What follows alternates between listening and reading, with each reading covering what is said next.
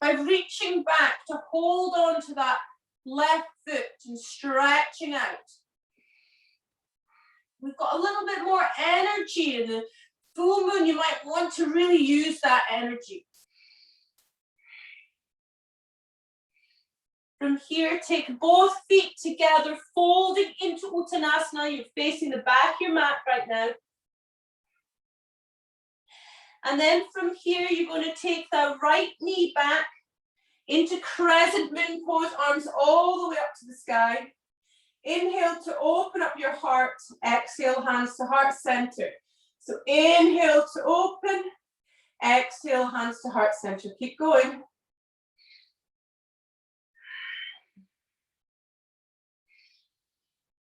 Draw that energy of Chinnamasta into your heart. From here, you're moving round the right of your mat, and then we're moving into Skandasana. So bending the knee either side, moving from side to side.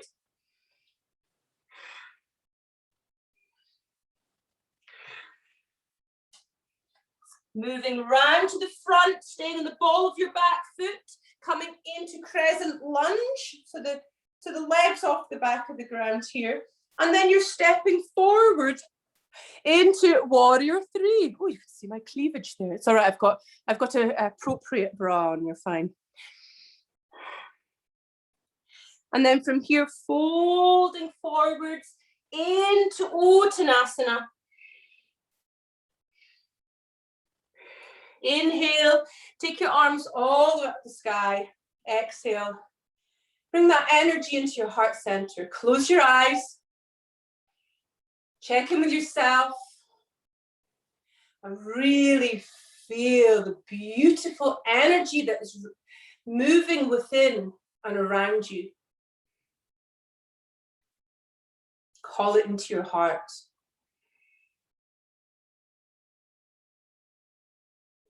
Then from here, inhale, arms up. Kali Mudra, big circles or small circles. How do you feel today? Everything's cyclical, hence the reason we're doing a little moon mandala. Inhale to lengthen, exhale to fold, and then taking that left leg back in, then arms all the way up the sky, coming into Virabhadrasana 1, warrior 1. The other side, again, circles, round the other way,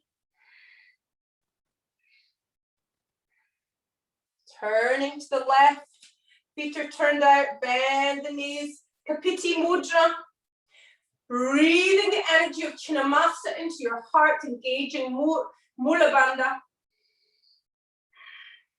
Invoke that passion within to really transmute it into something powerful and beautiful. We don't need to suppress our passion anymore.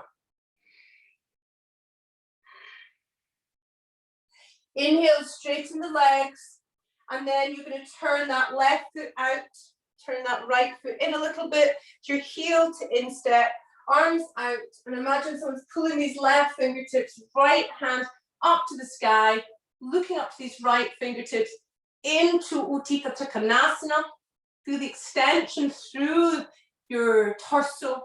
And then from here, inhale, take the arm over, exhale, open the arm up, palm facing up. So inhale, arm over, exhale, take the arm down. Keep going.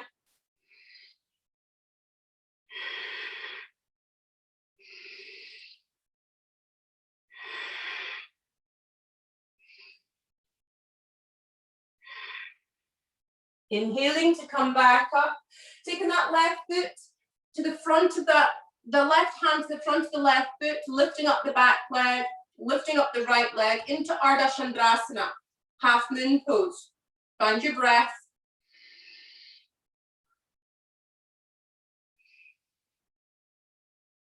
Turning to the back of the mat, squaring the hips, take both feet together and fold into Uttanasana, standing forward bend, facing the back of your mat.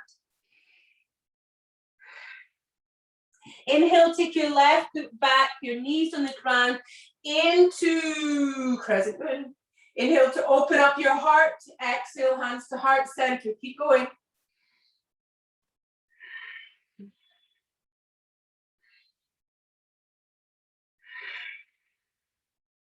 Turning round to the left, moving into Skandasana with the breath.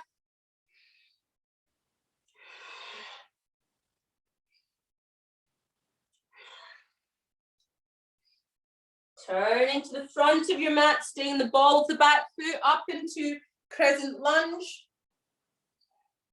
And then stepping forwards into warrior three. Folding forwards into Uttanasana. And then stepping back into downward facing dog. Just really checking in with your breath, checking in with where you're at.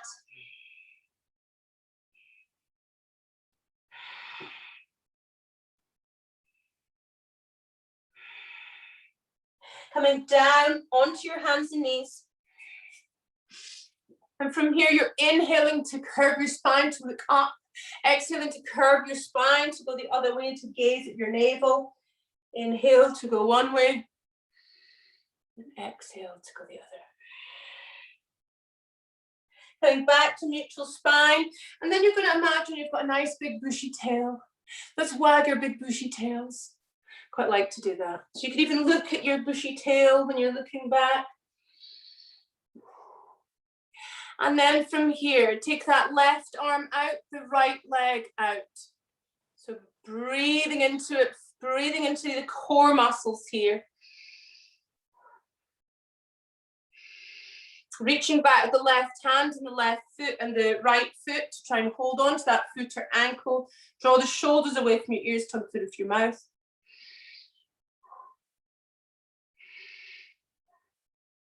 And then releasing, place your left hand on the ground, your right foot on the ground, turn to the right arm's coming all the way up to the sky, either staying there or straightening both legs, stacking one on top of the other for Vashisthasana.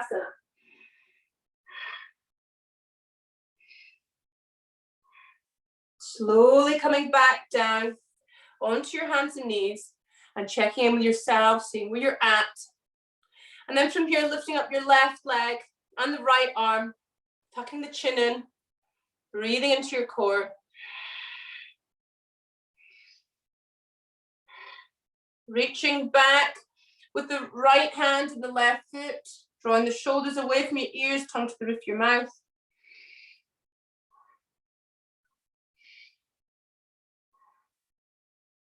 Stretching out through the, so you're going to drop the right hand and the left foot, turn to the left arm's coming all the way up to the sky, either staying there or straightening both legs, stacking one on top of the other for Vashisthasana.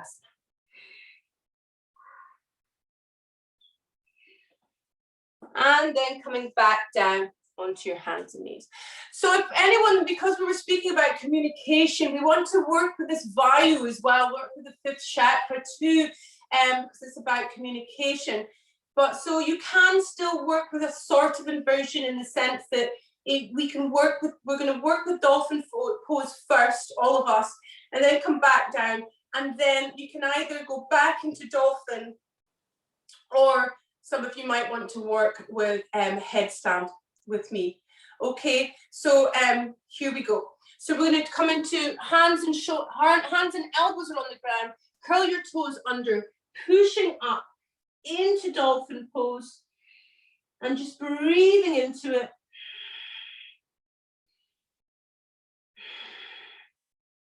Coming back down onto your knees, stretching back into child's pose. Bring awareness into your third eye. Inhaling to come back up. So you're either going to move into dolphin pose again, or you're going to interlace your fingers, placing your head, oh, this is where I've got the absolute wrong hairstyle for this. Placing your head into the little basket and coming up into headstand, if that is your practice. Don't worry if it's not your practice. This isn't about how great your shape is on the mat. This is about you connecting into where you're at today, okay? So either dolphin, or you can come back down into child's pose. If this energy is really a lot for you, child's pose is perfect. Slowly coming back down, Coming into Balasana, child's pose, just listening to the energy within.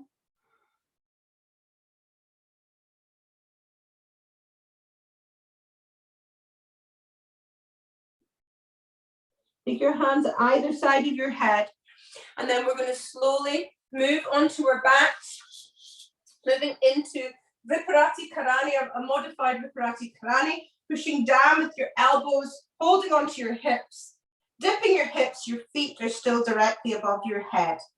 Or you can just play, you can find a bit wall and take your legs up the wall into the restorative Viparati Karani. So bring awareness to your throat area and imagine that you're breathing the color blue all around that area.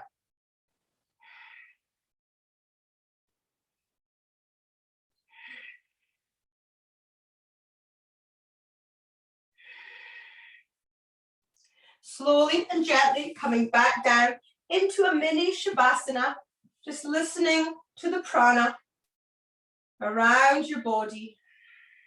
Allow anything that you're holding on to, you don't need right in this moment, allow it to give way down into Mother Earth, into Gaia.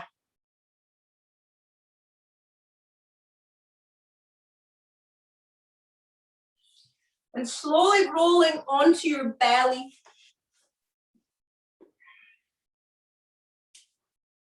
Okay, from here, take your legs together, your arms are down by your side, and rest your forehead down.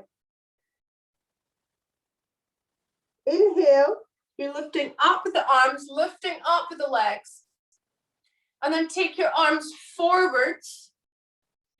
And then when you're ready on your next inhale, you're going to bend the elbows, open up the chest, and breathe.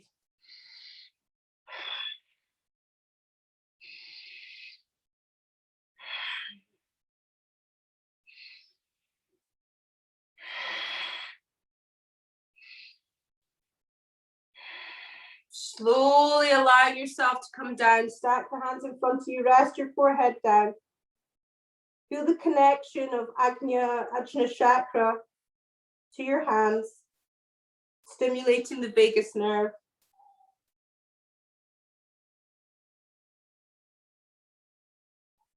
And then slowly and gently pushing yourself up into a squatting position. Take your arms out in front of you. Rest your head down. Imagine you're breathing in and out through the kidneys.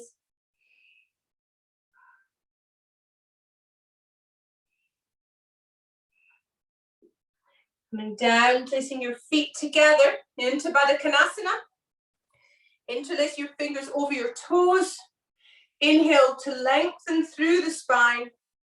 And you're going to exhale to fold. So we're going to do the yin version of this, which means that you don't have to have your spine long. It's about really letting go. Don't allow your head to drop like a bowling ball, though it's not so good for your cervical spine. So keep a slight tuck in the chin here, just to protect your cervical spine and also to stop the prana from rushing up Sushumna channel and agitating the mind. So really feel that letting go. We hold a lot of tension, emotions in the pelvic area. Just be okay with where you're at right now. It doesn't matter how great the shape is. That is not yoga.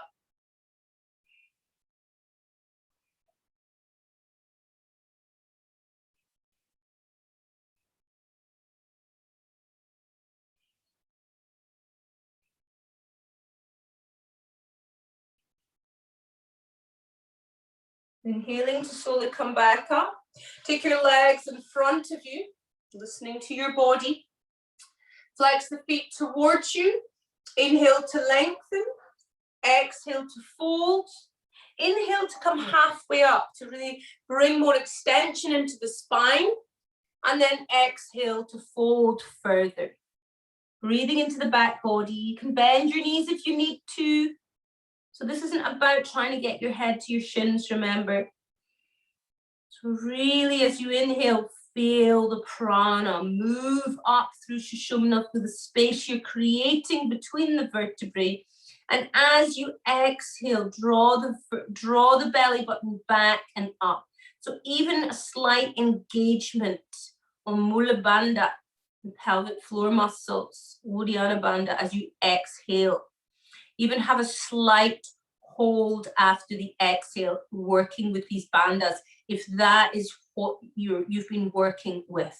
So an inhale to elongate, an exhale to let go, and then you can engage the bandhas slightly, have a slight hold after exhale, release the bandhas and inhale. So we're really harnessing prana, pranadharana.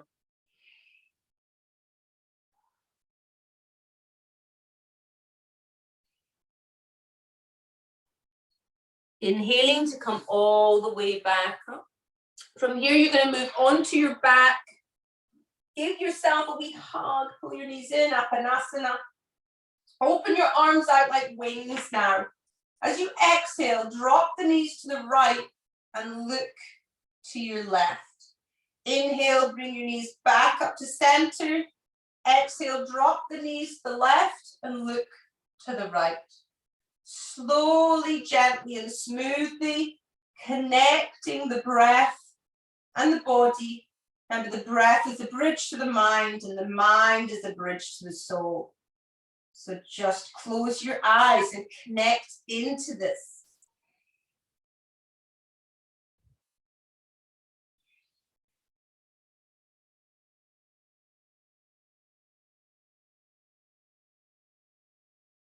And from here, the next time you exhale, leave the legs down there, looking the opposite direction. You can place the hand that's on that side your legs are on onto the outside edge of the thigh. Just be where you're at, remembering this is not about the shape. This is about the function as opposed to form. And the function here is to let go. Just to appreciate where you are in your body and in your life. The life that nourishes you. Inhale, take your knees back up to center. Exhale, drop your knees to the other side. Look at the other way, if you like. Taking the hand, it's on the same side as the legs, on top of the thigh. And let go. Make sure you're not holding on to anything in that pelvic area. Remember, we're transmuting these passions that we hold on to, that we've perhaps suppressed because we've been told to be good, told to be nice. It's not bad to feel passion. Inhale, take your knees back up to center, and then we're moving into happy baby. Either take your hands to the outside of your feet or the inside of the feet and listen to Vishnamaya Kosha, your inner teacher. Where does your body need to be? Feel your sacrum connect into the earth. Feel connected. And then allow yourself to melt down into Shavasana. Closing your eyes, making any last adjustments you need to. It's time to work with Shavasana. So you can even connect in to golden thread breath. So breathing in through your nose and out through your mouth as if you're blowing out a golden thread.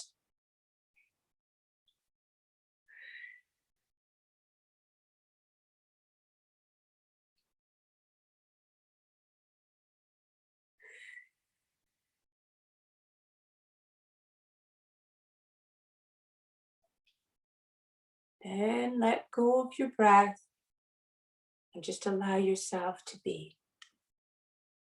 Shavasana today is a Chinnamasta Shavasana.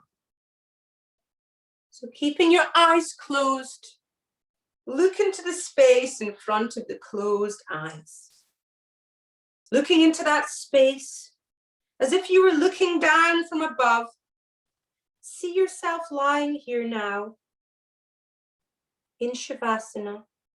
And as you look down at yourself resting, observe with kindness the woman you are now.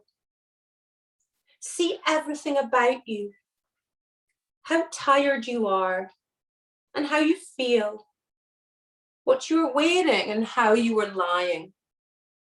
Shine upon yourself the full light of the attentive observation of the mind's eye. As you observe, let there be compassion in the mind's eye to acknowledge who you are right now. See yourself now as if watching a film playing backwards, making your way back through the hours that have preceded this moment. As you recollect the activities of the previous hours, then watch yourself moving backwards further into your past. See the woman you were yesterday, then see the woman you were last year. Then see with clarity the woman you were the year before that. Observe with kindness the woman you were then. Observe the woman you were before everything in your life changed. Carry your awareness back as far as you choose, pausing at each moment in your life to acknowledge with kindness the woman you were at that time. Welcome her and greet her from the warmth of your heart. Let your mind's eye carry kindness to her. And then, when you've carried your awareness back as far as you want to go, pause. Observe that woman you were then.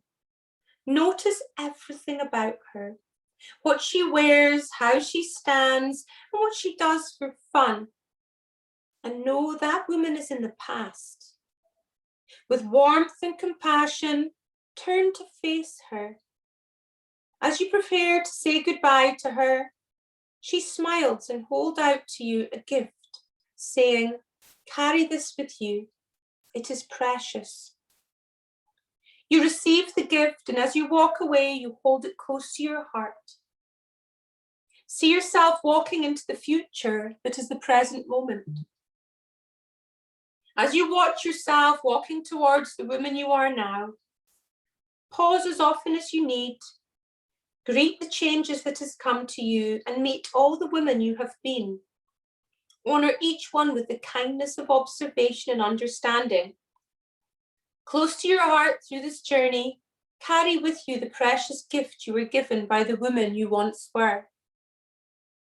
Finally, you arrive at the present moment and once again see yourself lying here. Gently approach yourself and place the gift from the past onto your heart. It is a magical gift. The moment it arrives in the here and now, in the present moment, the outer package disappears. What remains is a powerful feeling in your heart, a sensation of warmth and tenderness, as your whole being is suffused with the potent essence of all that you loved most about who you once were. You feel spacious and free, and everything that truly matters about the essence of your true nature is here now. The gift from the woman that you once were is the gift of freedom to be who you are now. You inhabit the present moment completely and give thanks for it with a consciousness of who you are able to be at this point in your life.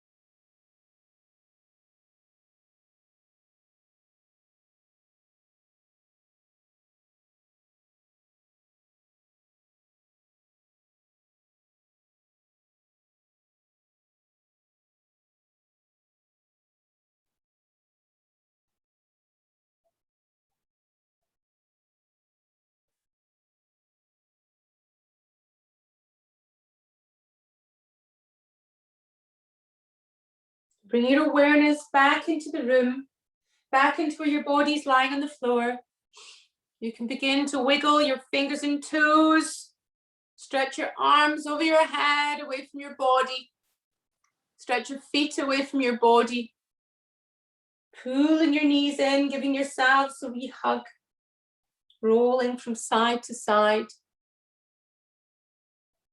And moving onto your right side into recovery position.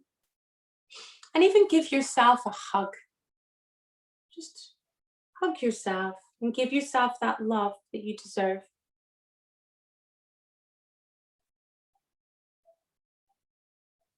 Gently and slowly pushing yourself up to seated position.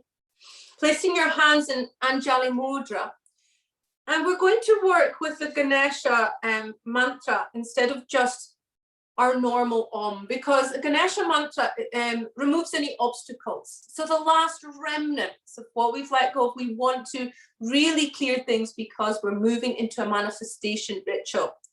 So if you can join in if you want, because I know that some people don't really like mantra, so it's up to you if you just want to close your eyes and feel the vibration of it.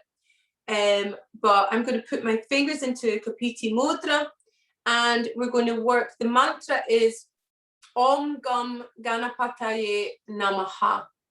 Om Gam Ganapataye Namaha. Okay, here we go. Om Gam Ganapataye Namaha. Om Gam Ganapataye Namaha. Om Gam Ganapataye Namaha. Om Gam Ganapataye Namaha. Om Gam Ganapataye Namaha. Om Gam Ganapataye Namaha. Om Gam Ganapataye Namaha. Om.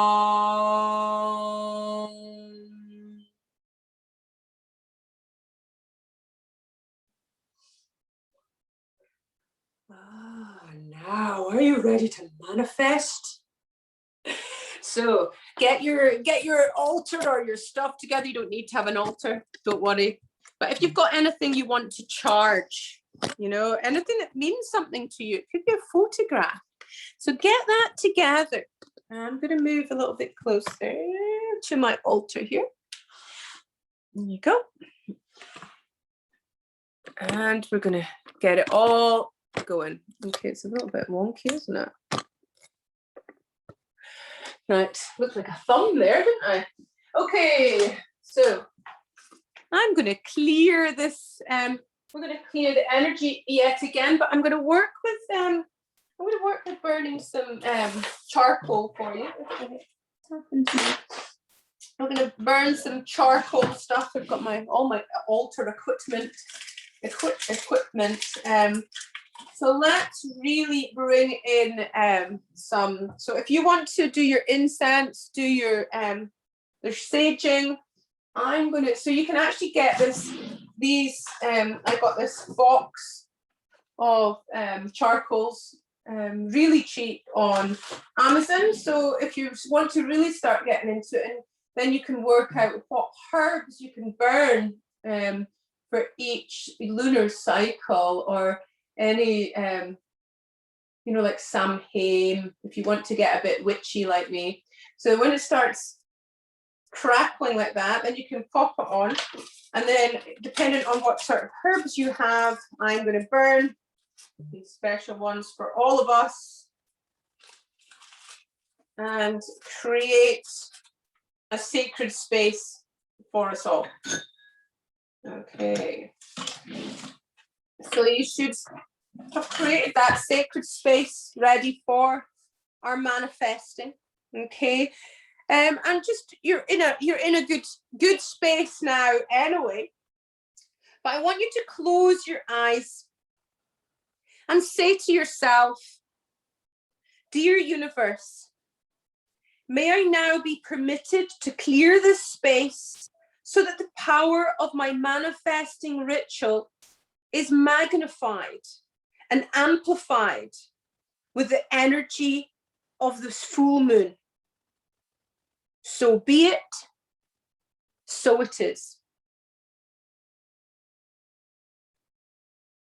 Keeping your eyes closed, I want you to focus on all the things that you want to manifest into your life. Feel the feeling as if it's already here. It's already here. You're not thinking about what you want. You're thinking about the gratitude and the joy you feel for what is in your life and you're bringing in. Visualize the end result. Be there in your mind. When you clear your mind and actively relax, you allow your desires to flow from your higher self. So I'm going to give you some time.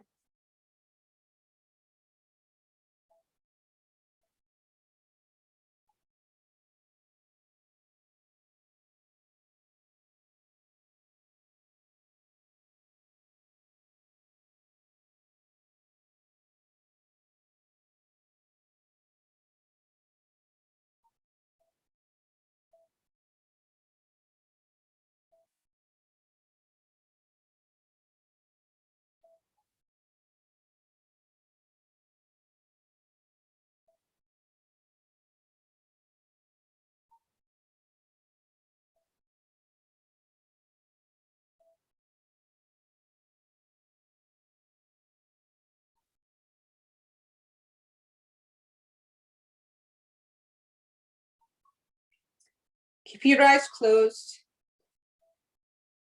And feeling this reverberate around you. May I now be given a clear space within my mind, body, spirit complex to connect with my heart's truest desires. May I now tune into the greater good for my higher self and allow for my goals, dreams, wishes, and desires to flow onto the paper. So you're now going to get your piece of paper, you're going to get your pen, and you're going to solely and succinctly express all the things that you want to manifest into your life. Call them to rise to the surface of your heart. So use this time to write out your goals, your dreams, your desires. So approach this without judgment. Open your heart, open your mind. Allow new things to flow in. It's so easy to get taken off track with the urge to self-sabotage. So try and keep an open mind. So if you notice a little voice of doubt creeping in, try and push it away. So choose to reframe that doubt in order to see it as a vital balancing force, the process to be successful. It's all about perspective and viewpoint. As you review your list of intentions, focus on how you would feel to manifest these intentions. Focus on how good it feels to achieve your intention. Do you feel empowered? Do you feel courageous? Do you feel loved? Focus on any feelings that arise, because how you feel is everything. Because the process of manifestation works with that feeling state. Try to use any doubts that rise to delve into the core feelings, why you want to transform your life, or why some part of you is holding you back. In order to manifest things into your life, you need to be ready to spark a deeper connection with the universe. Surrender to the process.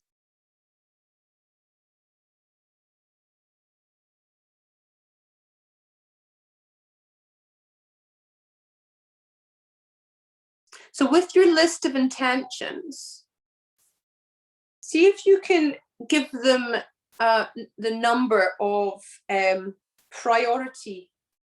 So get them from 10 means that you need it now. 1 means you can wait. So let's try and do 10. You can number them 1 to 10. If you've got less than 10, that's okay. But put them in order, even if you've not written them in order. Number them.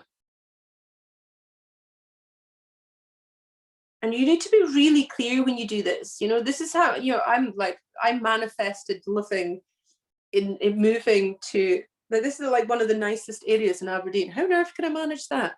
I don't know, but manifestation. There you go. So be specific with exactly what you want. So you've prioritized it. So now you want some deadlines. So some of the ones that really are important, what little things are you going to do this week to make these happen? What things could you do within the next few months to make that happen? So you need to actually figure out what you can do to manifest. You're not just manifesting, sticking it out there and hoping for the best. Remember, we spoke about Lakshmi 2 weeks ago, how you don't go, yeah, I want to win the lottery. Thanks, Lakshmi. She's not going to go, okay, then. You need to like really figure out what you want, and you need to put the work into. Okay, so so what you're going to do later on, you don't have to do this just now. This is just, we've set these intentions, we've done these things. I've actually got, let's do this one. Fast luck. So I'm going to pop some fast luck into here. Let's get some fast luck going now, guys. There we go.